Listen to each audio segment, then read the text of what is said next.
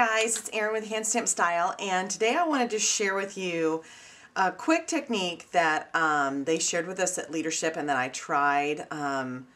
It's so easy. I know I did a video, I'm pretty sure I did a video and talked on my blog about this handheld stitching tool that I had purchased in hopes to get this effect on my cards without actually having to use my sewing machine, and it was a disaster.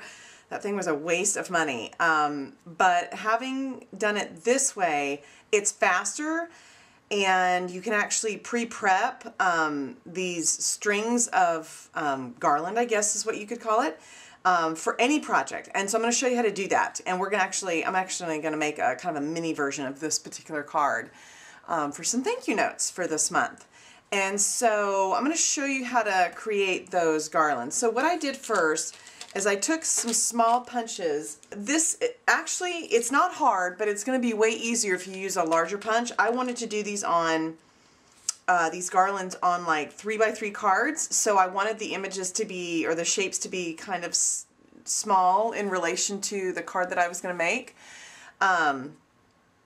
But if you use larger images, say like a 1-inch circle or a slightly larger heart, then it's going to be a little bit easier just on the last step of this technique, I guess you could call it.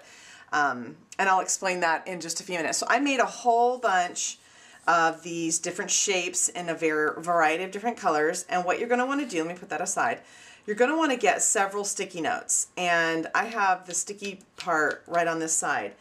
What I did, I'm going to line up several. I'm going to stick them together. Several sticky notes. I'm just going to show you a small portion of it. I'm actually going to make a really long one of these so that I could sew most, if not all of these, all at one time.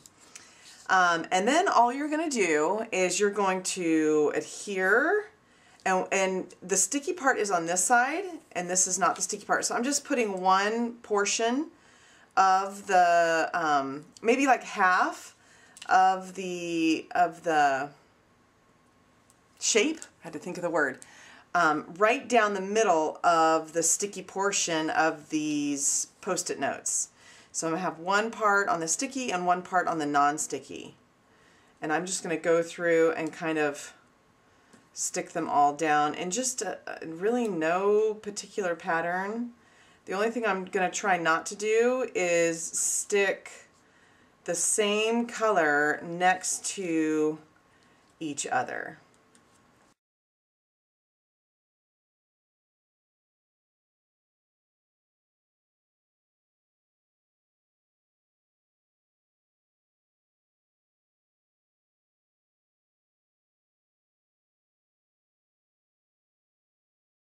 And then I'll show you the next step here in just 1 second.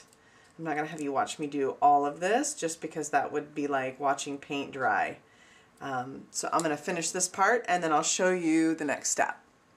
I've taken several of these strips of Post-it notes, and as you can see, I just ran it straight through my sewing machine. Sometimes it goes straight through the middle, sometimes it goes close to the top, but either way, that's what it looks like.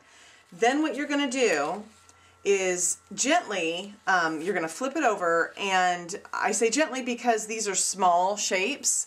If you had larger shapes, you probably wouldn't have to be quite so gentle, but what you're going to do, let me move this down where you guys can see. You want to start at one end, and you just want to gently pull along the side that is, you know, basically it perforates the paper right in half where it was sewn. Oops, now it's stuck to the, see, it's still sticky up top. And then you're just going to, what I like to do is I like to hold the end, because I didn't go back and forth, the stitching may come apart on one of the ends, but then you just kind of peel off your shapes from, try not to pull too hard because like I said, I don't know how to adjust the tension and stuff on my machine. So maybe if you make the tension tighter or whatever it is, the stitches are not so loose. Mine are kind of loose because, I don't know, because I don't really know how to use a sewing machine. But anyway, you will do that. And you'll just remove the paper on all of it. And then this is how you'll put them together. So what we're going to have is we have our 3x3, actually it's 3x6 card base. And we're just going to fold that in half and get those out of the way. And then, oh, that's not. I've got a little textured piece that I've run through the Big Shot. It's, this is 2 3/4 by 2 3/4, and this is 2 5/8 by 2 5/8.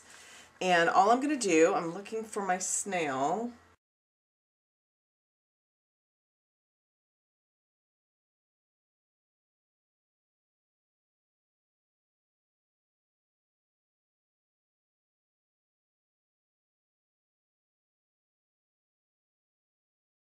And then we've got our string of garland or a banner or whatever you want to call it. And I'm just going to kind of determine how much I need here. Let me really get this so it stays shut. I think I'm going to use up into this pink right here. So I'm going to cut these apart just like that. And all I'm going to do is kind of decide, I'll flip this one over, where I want it. Kind of like that. And instead of using snail, oh my gosh, I can't think today. Dimensionals, I'm just going to put some dabs of a little dollop of Tombow glue every so often where I want my little flags. And then I'm just going to put them down on top of the little dabs of glue. Partly because it would take me forever to probably put as many of these as I'm going to make. It would take me forever to put dimensionals on the backs of every single one of them. This is much faster. And the postage on ones that are a little bit thicker, I'm going to trim off the excess of that, have gotten to be a little bit ridiculous. So, whoops, that stars doesn't have a lot of glue behind it. Now it's stuck to my finger. There we go. So I'm going to set that aside, let that dry. I'm going to show you another one just so you can kind of see how it works when I, sorry, I've got these Post-it note pieces everywhere. How it works to just cut this stuff off of a big gigantic roll, basically, of banners. That's the word I was looking for. It makes it so easy. I mean, I could sit and do this in front of my TV set. There's that, and then I'm going to lay this out just to kind of guesstimate. I'm going to go up to this one. And then, you know what I might do differently this time? I actually might put glue on the backs of these things instead. That might make it easier.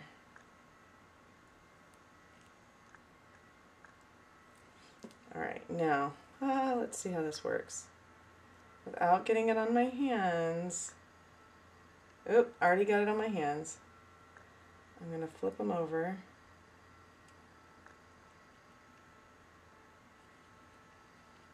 And I put it on the wrong side of the heart. It's probably the only drawback is that you really do have to know which way these are going to face. I'm just pushing it down to kind of give it a second to set up so that I can fix this heart. Okay, so I'm going to try and wipe that off. What I'm going to do to fix that heart is I'm going to put a rhinestone where it's sticky, because it will remain sticky there forever and ever. And we just don't want that. Alright, so there's that one, and I'll tell you, once you get this stuff on your fingers, it doesn't come off.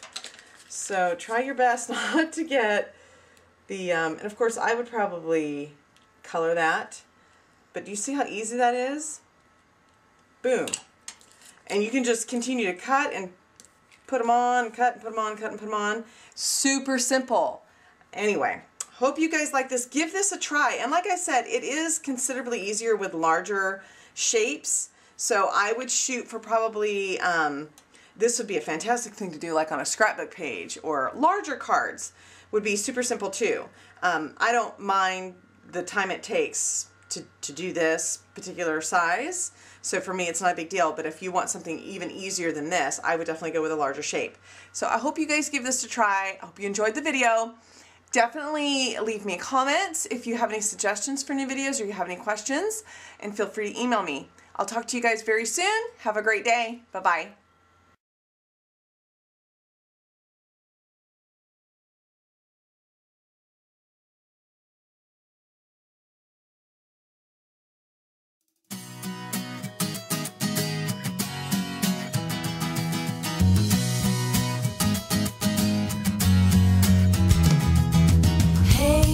If you wanna play, make it about a place. It'll take creation, imagination. Try to draw outside the line. Let us see inside your mind. You'll find inspiration. All I'm saying is you can do it. I wanna hear